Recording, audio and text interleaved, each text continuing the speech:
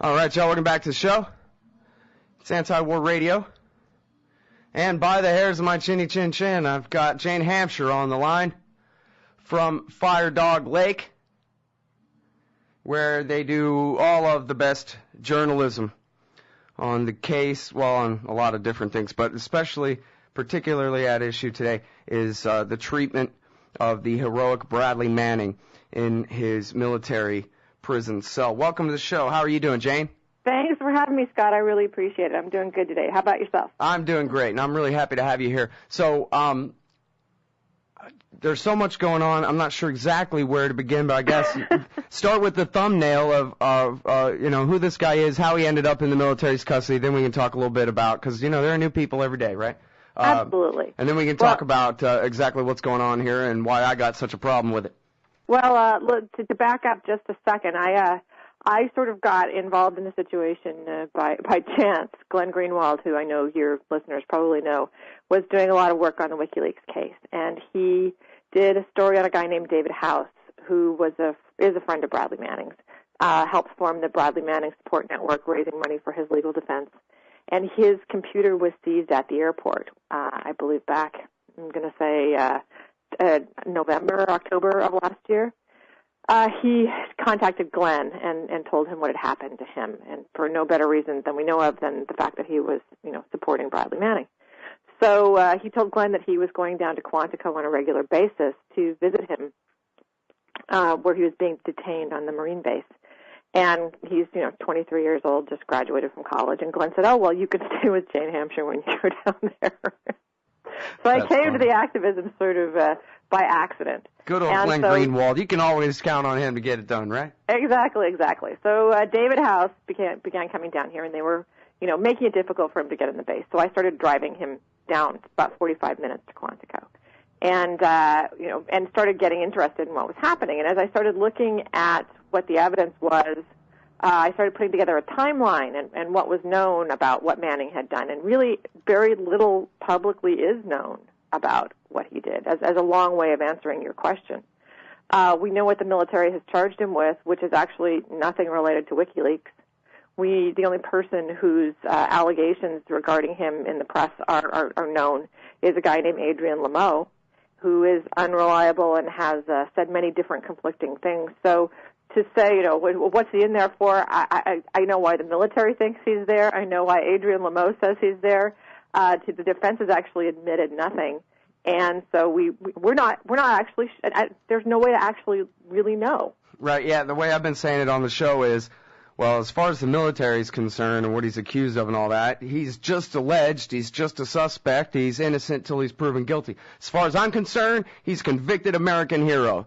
Thank goodness for him. And you guys over at Fire Dog Lake, you took not just the chat logs between Bradley Manning and Adrian Lameau the Rat, but you took partial transcripts from the Washington Post and from boingboing.com, I think it is, and combined all this stuff together. And so let me ask you, do you basically think that that's legitimate copy, or I guess your point might be that it's still just excerpts. We don't have all the chat logs. We don't know really. But he does seem to be saying in there that, hell yeah, I gave this stuff to Julian Assange, right? Well, as Glenn Greenwald was fighting for Wired to release all of the chat logs, it's only a sort of a snapshot. It's at most 25% of what the chat logs were. Really? That little of it? And the reason that Wired said they didn't release any more of the chat logs was because the rest of it was either of a personal nature or was involved national security. But pieces have come out since then that are related to neither of those. So basically what we see is what Wired thinks it's appropriate for us to see. And Adrian, that allowed Adrian Lameau to run around saying that in the chat logs there were definitely connections, of a personal nature between Julian Assange and Bradley Manning, which was what the government was very much hoping to prove so that it could get Julian Assange on an espionage charge.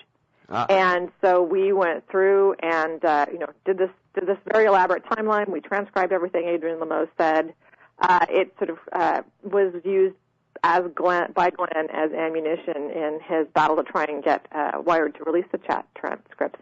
And Wired did eventually come out and say that there was absolutely nothing left in the transcripts that had to do with Julian Assange. So what that means is that everything that's out there is about Julian Assange and Bradley Manning is known in the chat transcripts, and there really isn't anything. Manning makes allegations, allegations that he thinks he may have been in contact with Julian Assange, but he, in the chat transcripts, if they are his, he doesn't ever offer anything that's proof. He says that he was talking with someone at WikiLeaks. He thinks it was Assange, but and he was satisfied to his curiosity that it was, but nothing beyond that. So if that's all the government's got, their case against Assange is very thin. Mm-hmm. Well, and it's interesting, you talk about what the government says about him. I don't know if you even use the word alleged, but I mean, there's only been sort of some kind of complaint filed. I'm no expert in military law. I don't know if you got your head around how all this works, but he hasn't even officially been charged yet, much less charged with hitting the upload button at WikiLeaks.org. Well, he has been charged. They filed 5 charges against him. But they were for mostly downloading information. I believe the 2007 Apache helicopter video. Okay, so that complaint thing that they issued, that was the charges. Yes, that was a charge sheet. Yeah. I believe there were some number of cables. I think 150,000 cables, something like that. Whatever it was, the number doesn't match up with what they say WikiLeaks got from him. Most of it was just information that they charged him with downloading to his computer. I think there's only 50 cables he's actually charged with transmitting to somebody else. So that falls far short of the 250,000 cables that they say, were transmitted to WikiLeaks by someone. Mm-hmm. And then I guess at last count, he was facing, was it 57 or 52 years in prison? Something like that, yes. Okay. So let me check the clock here. All right, we got time to get into this. So you brought up that they're trying to figure out a way to charge Julian Assange with espionage. And I believe Greenwald wrote, it was, I guess, apparent to him, or I don't know if he had a better way of putting it together than that this is why Bradley Manning is being treated so much differently than, say, the rest of anybody awaiting charges in that Quantico Brig, is because they're trying to pressure him into saying something, true or not, about Julian Assange that would allow them to get at him, their real target. Well, one has to, that question certainly comes to mind at the same time that the Justice Department is telling the New York Times that they're hoping to build their case against Julian Assange by getting Manning to flip on him. He is being held in pretrial detention, not having been convicted of anything, in ways that are reminiscent of how they held prisoners in, the Soviet gulags. Questioning their mental health as an excuse for holding them in very restrictive, solitary confinement-like ways, quote-unquote, for their own good. And that is what's happening to him. Well, let's see. We still do have a couple of minutes. Maybe we can get into specifics. And I guess I didn't realize the correlation directly with the New York Times saying they were trying to flip him. I knew they were trying to build a case against Assange for espionage, but I didn't realize that they made it that obvious why they were doing what they're doing to Bradley Manning. But what are they doing to him? They didn't connect the treatment of him to that certainly. But they did say that their case against Julian Assange, they told Charlie Savage of the New York Times on December 15th that the way that they were trying to build their case against Assange was to cut a deal with Manning to get him to flip on Assange, which, I have no special knowledge other than what's out there, but apparently he has not done at this point. Yeah, well, 21st century plea deal like in the Lackawanna 6. Look, either plead guilty and accept life in prison, or we'll just turn you over to Don Rumsfeld to be tortured. How do you like that? And they said, okay, we'll plead guilty and accept the maximum. So I guess that's kind of the precedent they're working with here, is we might let you live if you do what we say. Well, and, the fact that they really tried to keep anybody from being able to have any communication with Manning, that 3 Brig psychiatrists have said that there's nothing that should cause him to be in this confinement state, and the fact that he is slowing down, it's not a good thing. Yeah. Well, we'll get back to more about that and how we know about that. David House and the lawyer Coombs and the rest of this with Jane Hamsher from Firedog Lake right after this, y'all. Anti-War Radio. All right, y'all, welcome back to the show. It's Anti-War Radio. We're talking with Jane Hamsher from FiredogLake.com. She's a film producer, an author, and a blogger. Writes at the Huffington Post and has written for Alternet and the American Prospect as well. Over at Firedog Lake, they're all on the story of the treatment of Bradley Manning in custody in Quantico, Virginia. And now, I guess let's start with what you mentioned there, Jane, about how the KGB used to always make their political prisoners psychiatric patients, and how that's we're slouching toward the USSR here and the treatment of Bradley Mann. Can you explain that? Well, that is probably one of the most terrifying things about what's happening to Manning, is that, as Jenny Jardin of Boing Boing said, we're seeing the offshoring of tactics that's used at Guantanamo Bay onto, into the U.S. That Manning is being held under POI watch, prevention of injury watch, which allow him to be placed in solitary confinement, essentially, without the government having to justify their use of solitary confinement conditions on someone who has not been convicted. He is being held in pretrial confinement. And that was something that they used to do in Soviet gulags, was, confine people, classify them as mental health, having mental health issues, mental health risks, in order to do these things to them. So that is very much what we're seeing in Manning's case. There have been three Brig psychiatrists have said that he is not in danger of harming himself, and have been recommending ever since August that he be taken off of POI watch max custody. However, the Brig Commander has not only overridden that based on his own judgment, but in December put him on suicide watch, as we are told, as punishment for having disobeyed an order. And using people's medical classification is for the purpose of punishing them is not only against the military's rules, but it pretty much qualifies as torture under just about any objective measure you want to be able to name. Okay, so in the sense that he's being treated differently from the average accused in the military system, there's two different levels of it. One is, I forgot what you called it. And then POI watch, prevention of injury. Prevention of injury. Okay, but that's different than suicide watch. Suicide watch is a whole extra level of clampdown, basically. And now, you said that when they escalated him from one to the other, that they admitted that was as punishment for what? According to Jim Miglashevsky of NBC News, they admitted that the Brig Commander had acted inappropriately and had broken the rules and had put him on suicide watch as punishment for disobeying an order. What order, we don't know, but that was what Miglashevsky reported. Now, the Defense Department freaked out after that and held an emergency press conference that they hadn't held in 3 months, their first press conference, to basically push back on that.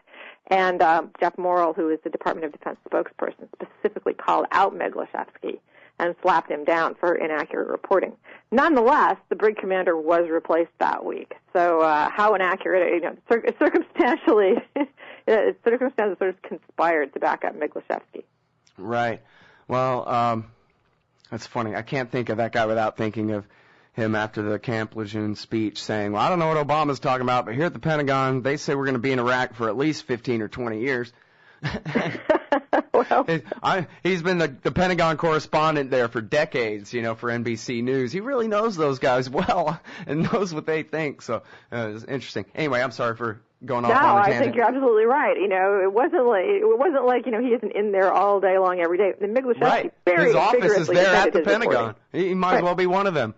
And Miglashevsky also said that the Justice Department had been unable to make a connection between Assange and Manning. Right. So that sort of blows their whole propaganda spiel.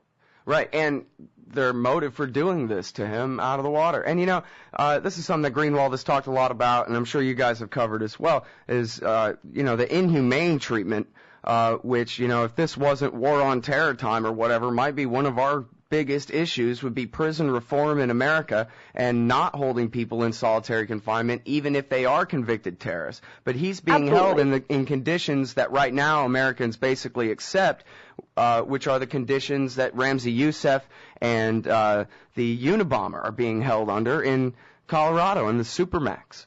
Absolutely. And there's no question about it. And Jeff Kay, I don't know if you've ever talked to him before, but he is a psychologist who works with torture victims, who also writes for us and has done a lot of work on the SEER program and the development of torture programs for Guantanamo Bay and black sites.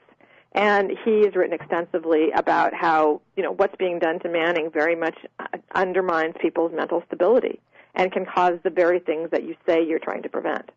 Right. Which may very well be the point anyway, right? I mean, they seemingly were deliberately driving Jose Padilla out of his mind because they knew at some point they would have to cry uncle and put him in the civilian system, and then they argued like mad that he's not fit for trial. Let's just lock him up in an insane asylum. Well, that does seem to be a pattern anyway. I mean, and again, in this case, despite all the right-wing rhetoric in the Congress and whatever, this guy has not been declared an enemy combatant like they did to Jose Padilla, and yet they're giving him almost the same Jose Padilla treatment here. Absolutely. I mean, it's. I don't know how they justify that it's non-punitive. And when Jeff Morrill gave his press conference, he didn't seem to understand what military regulations were regarding the confinement of prisoners, let alone give a plausible justification for it. Yeah.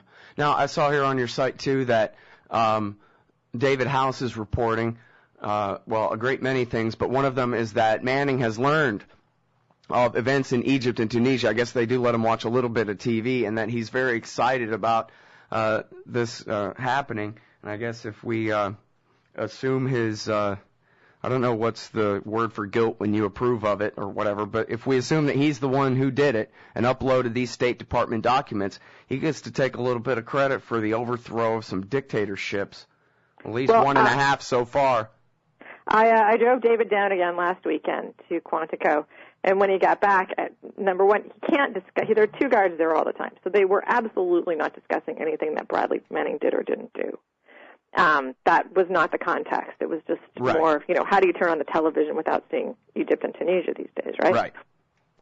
So David got in the car and he goes, no, Bradley was watching Meet the Press, and he actually agreed with something that some guy named Ford said. And I went, Harold Ford? And he goes, yeah, that's it. And I go, well, I'll have to look and see what that was. These are strange days. As Justin Raimondo pointed out over on the blog at antiwar.com, Danielle Pletka is saying, cut off all aid to Mubarak. And, hey, that's our line at antiwar.com, too. It's a strange week to be in business, It is. So I got home and Harold Ford had said what he'd said was that he was looking at the Twitter board of all these Egyptian, students and bloggers, and saying that these people might know more about the situation than those people who were sitting around the table. And he got very aggressive pushback from all the people who were there on Meet the Press. Yeah. But he actually had a point that the people who were there connecting through social media, had some authority about what was going on there. Well, I'm glad to know that he's found a little bit of a silver lining. I hope people will take time to be outraged about what's being done to this young man. Thank you, Jane, very much. Thank you, Scott. Really appreciate it. Everybody, that's Jane Hamsher, firedoglake.com. The Huffington Post, too.